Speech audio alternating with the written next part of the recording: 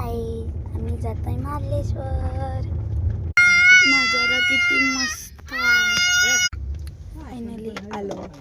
Bye. आता पुढे बघू आपल्याला काय दिसलं दाखवतो.